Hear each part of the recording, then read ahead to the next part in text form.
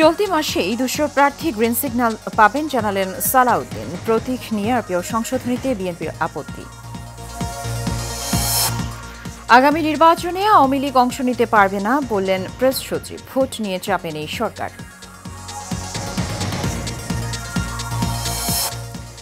টেকনাফের গহীন পাহাড় থেকে নারী শিশুসহ 44 জন উদ্ধার, পাচারের উদ্দেশ্যে আটকে রাখা হয়েছিল জানালো কোস্টগার্ড।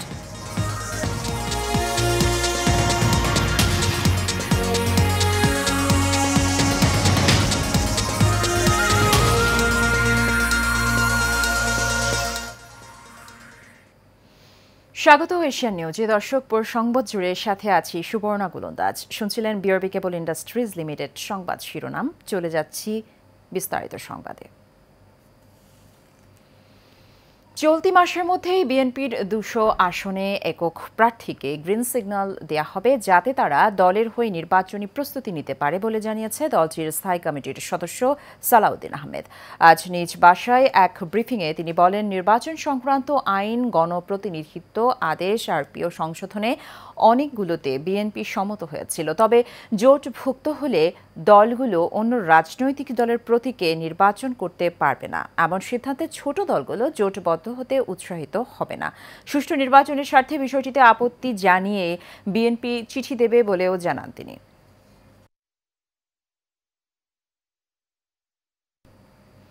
আগামী নির্বাচনে আওয়ামী লীগ অংশ নিতে পারবে না বলে জানিয়েছেন প্রধান উপদেষ্টার প্রেস সচিব শফিকুল আলম। সকালে মাগুরার নবডাঙ্গা পার্কে জুলাই আন্দোলনে শহীদদের স্মৃতিস্তম্ভ পরিদর্শনে গিয়ে সাংবাদিকদের তিনি এসব কথা বলেন। প্রেস সচিব বলেন, ফেব্রুয়ারিতে নির্বাচনের বিষয়ে সব দল ঐকমত্য পোষণ করেছেন। নির্বাচন নিয়ে সরকারের ওপরে কোনো চাপ নেই বলেও দাবি করেন তিনি আরও বলেন, জাতির ইতিহাসে সবচেয়ে সুন্দর নির্বাচন অনুষ্ঠিত হবে এবার। আরপিওতে না ভোট রাখার সিদ্ধান্তের বিষয়ে প্রেস সচিব বলেন, কোনো ক্ষেত্রে একজন ক্যান্ডিডেট থাকলে জনগণ তার বিপরীতে না ভোট দিয়ে তাকে প্রত্যাখ্যান করার সুযোগ পাবেন। করতে পারবে না, কোনো ধরনের কোনো চাপ নাই, এতে দেশি বিদেশি কোনো ধরনের কোনো চাপ নাই।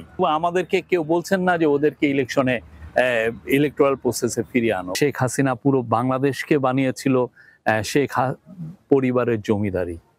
আমরা সেই জায়গা থেকে এই যে জুলাই যারা আত্মদান করলেন, তারা দেশকে আবার নতুন একটা ডেমোক্রেটিক দেশে পরিণত করেছেন। সামনে ইলেকশন হবে এবং সেটার একটা চূড়ান্ত রূপ পাবে এই ইলেকশন, ফেব্রুয়ারি ইলেকশনে।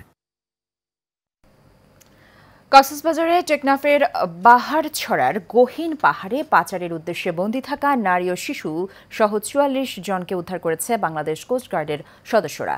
বিকেলে কোস্টগার্ড মিডিয়া কর্মকর্তা লেফটেন্যান্ট কমান্ডার সিয়াম উল হক এক সংবাদ সম্মেলনে জানান, গোয়েন্দা সূত্রে জানা যায় সাগরপথে মালয়েশিয়া পাচারের উদ্দেশ্যে নারী ও শিশুসহ বিপুল সংখ্যক ব্যক্তিকে টেকনাফের বাহারছড়ায় পিনিজভাঙা পাহাড়ি এলাকায় বন্দী করে রাখা হয়েছে।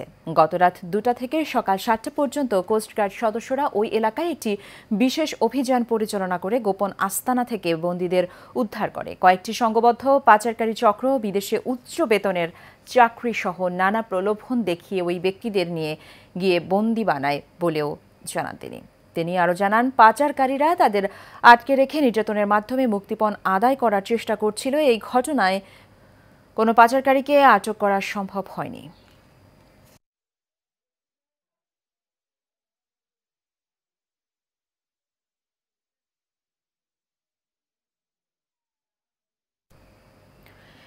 বাজারের সব ধরনের সবজির পর্যাপ্ত সরবরাহ থাকলেও দাম বেশ চড়া। কাঁচামরিচের দাম এখনও কমেনি, বিক্রি হচ্ছে 200 টাকা কেজিতেই। উল্টো পেঁয়াজের দাম বেড়েছে কেজি প্রতি 10 টাকা। এমন অবস্থায় নিত্যপণ্যের দাম নিয়ন্ত্রণে দ্রুত পদক্ষেপের দাবি জানিয়েছেন ক্রেতারা। মোহাম্মদ শাহজাহানের ক্যামেরায় ওয়ালিদ সিদ্দিকের রিপোর্টে দেখুন বিস্তারিত। বাজারে শীতকালীন সবজি উঠতে শুরু করলেও এখনো কমেনি দাম। 100 টাকার কাছাকাছি বেগুন, ঢেঁড়স, বরবটি, ফুলকপি সহ প্রায় সব সবজির দর। দ্রব্যমূল্যের দাম সমস্ত কিছুই ঊর্ধ্বগতি। সাধারণ মানুষ, নিম্নবিত্ত যারা আছে আমাদের মতো, তাদের জন্য খুবই অসুবিধা হচ্ছে। সিম 120 টাকা কেজি, এখন আমাদের মতো মানুষ 120 টাকা কেজি দিয়ে সিম খাইতে পারে? মানুষ বর্তমানে একটু কেনাকাটা খুব ক্রাইসিস হয়ে গেছে, তাদের জন্য সবজিটার দাম একটু বেশি। বেগুন 140 টাকা কেজি, মাছের বাজারটা মোটামুটি ঠিক আছে। সপ্তাহের ব্যবধানে চালের দাম কেজিতে 2 থেকে 3 টাকা বেড়েছে, আর পেঁয়াজের দাম 10 টাকা বেড়ে প্রতি কেজি বিক্রি হচ্ছে 85 টাকায়। দাম বাড়ছিল, সে বাড়তি রেটে বিক্রি হতে 160 টাকা কেজি, বেশিটা মিডিয়ামটা 105 110। আর নতুন করে এই সপ্তাহে পেঁয়াজের দাম বাড়ছে। গত সপ্তাহে আমরা 75 টাকা বিক্রি করছি, এখন আজকে বিক্রি করতে হচ্ছে 85 টাকা। 28 টাকা টাকা ছিল, আমি 58 56, এখন 60 62 টাকা বিক্রি করতে আছি। আর মোটা পায়জাম ওগুলো 52 54 টাকা চলতে আছে। চালের দাম আস্তে আস্তে সব চালের দাম 1-2 টাকা করে বাড়তে আছে।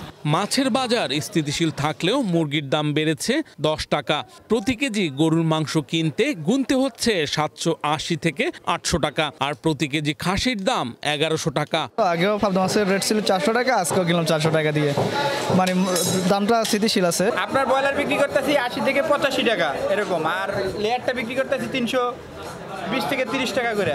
নিত্যপণ্যের ঊর্ধ্বমুখী দাম নিয়ন্ত্রণে বাজার মনিটরিং এর পাশাপাশি অসাধু ব্যবসায়ীদের বিরুদ্ধে ব্যবস্থা নেয়ার দাবি ক্রেতাদের। ওয়ালি সিদ্দিকী, এশিয়ান টেলিভিশন, ঢাকা।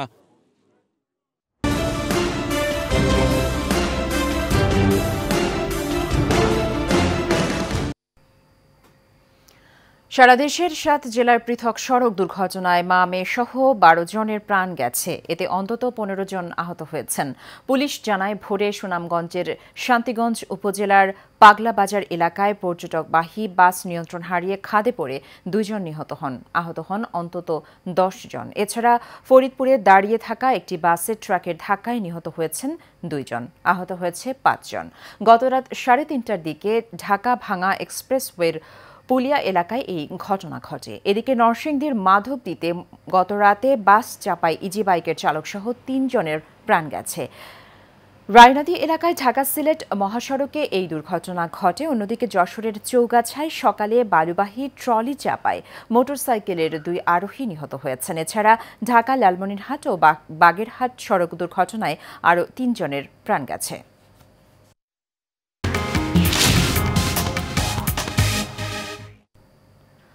আন্তর্জাতিক প্রসঙ্গ। ভারতে একটি যাত্রীবাহী বাসে আগুন লেগে 20 জনের প্রাণ হারিয়েছেন। এই ঘটনায় আরও বেশ কয়েকজন দগ্ধ হয়েছেন বলে জানিয়েছে ভারতের একাধিক গণমাধ্যম। আজ ভোরে অন্ধ্রপ্রদেশের কর্নুল জেলায় একটি মোটরসাইকেলের সাথে সংঘর্ষের পর বাসটিতে আগুন লেগে যায়। এই সময় বাসে 40 জনেরও বেশি যাত্রী ছিল। বেঙ্গালুরু থেকে হায়দ্রাবাদ যাচ্ছিল বাসটি। দুর্ঘটনাস্থলে পৌঁছালে পেছন দিক থেকে একটি মোটরসাইকেল ধাক্কা দেয়। পরে 2 চাকার যানটি নিচে আটকা পড়লে মুহূর্তেই আগুন ধরে যায় পুরো বাসে। কয়েকজন জানালা দিয়ে বের হতে পারলেও ভেতরে আটকা পড়েন অনেক যাত্রী। এ ঘটনায় প্রাণহানির সংখ্যা আরও বাড়তে পারে বলে আশঙ্কা করা হচ্ছে।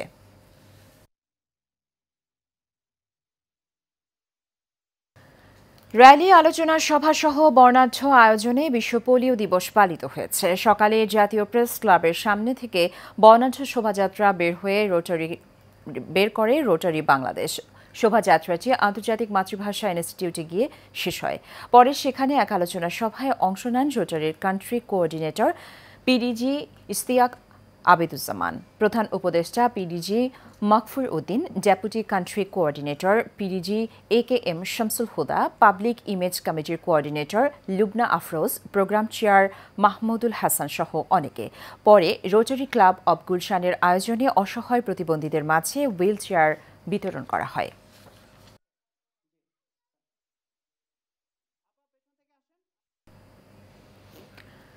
রাজধানীর উত্তরায় তুরাগের 20 নং সড়কে মাদক বিরোধী মানববন্ধন হয়েছে। মানববন্ধনে প্রধান অতিথি হিসেবে উপস্থিত ছিলেন হাজী জহিরুল ইসলাম। বিশেষ অতিথি হিসেবে উপস্থিত ছিলেন তুরাগ থানা বিএনপির যুগ্ম আহ্বায়ক বিপ্লব সরকার।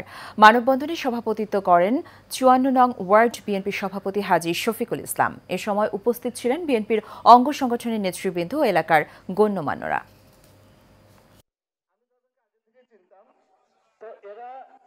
হিসেবে অত খারাপ ছিল না, হয়তো পরবর্তী প্রেক্ষাপটে তারা এখন অনেক মাদকের আস্তানা ভেঙে দাও, ঘুরিয়ে দাও, ভেঙে দাও, ঘুরিয়ে দাও, মাদকের আস্তানা। বাণিজ্য সংবাদ। সিরাজগঞ্জের তারাস উপজেলার সগুনা গ্রামের চাষি মোহাম্মদ কামরুল ইসলাম পুকুরের পাশে জমি ভরাট করে মালটা চাষ করছেন। 1 বিঘা জমিতে প্রথম পর্যায়ে 70 মণ মালটার ফলন হয়েছে।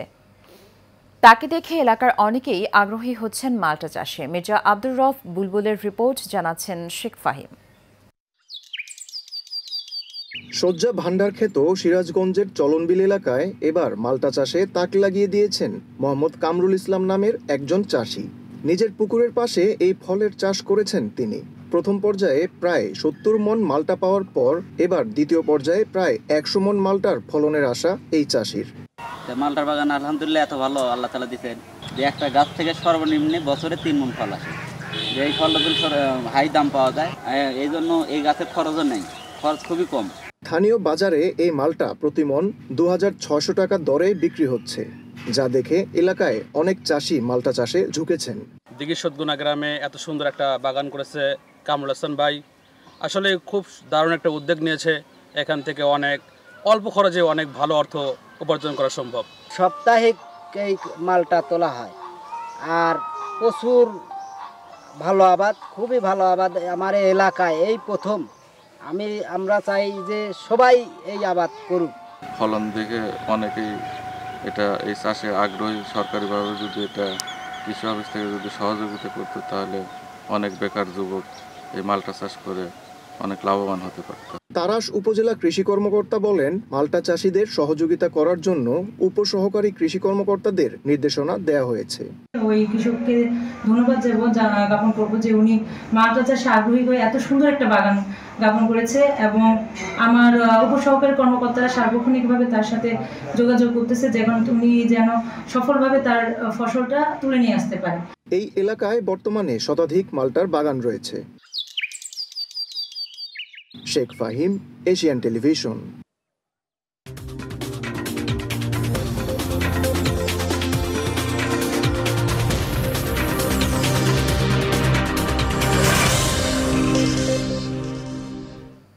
খেলার খবর।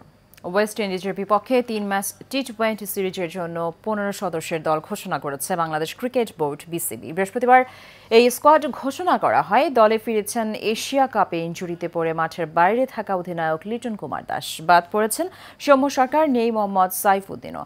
3 ম্যাচ টি20 সিরিজের প্রথমটি মাঠে গড়াবে আগামী 27 অক্টোবর। একদিন বিরতি দিয়ে 29 অক্টোবর দ্বিতীয় ম্যাচ খেলবে বাংলাদেশ। শেষ ম্যাচটি হবে 31 অক্টোবর। টাইগাররা সবগুলো ম্যাচই খেলবে চট্টগ্রামে।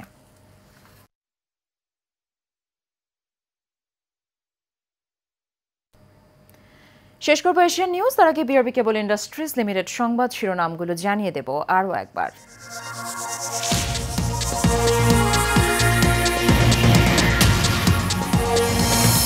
চলতি মাসেই 200 প্রার্থী গ্রিন সিগন্যাল পাবেন, জানালেন সালাউদ্দিন। প্রতীক নিয়ারকীয় সংশোধনীতে বিএনপির আপত্তি। আগামী নির্বাচনে আওয়ামী লীগ অংশ নিতে পারবে না বলেন প্রেস সচিব। ভোট নিয়ে চাপে নেই সরকার।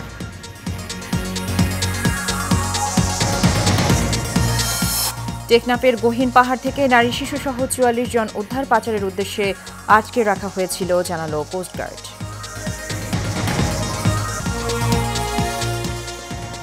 এশিয়ান নিউজ এ পর্যন্তই। আমাদের পরবর্তী সংবাদ দেখার আমন্ত্রণ রইল। ধন্যবাদ সাথে থাকার জন্য।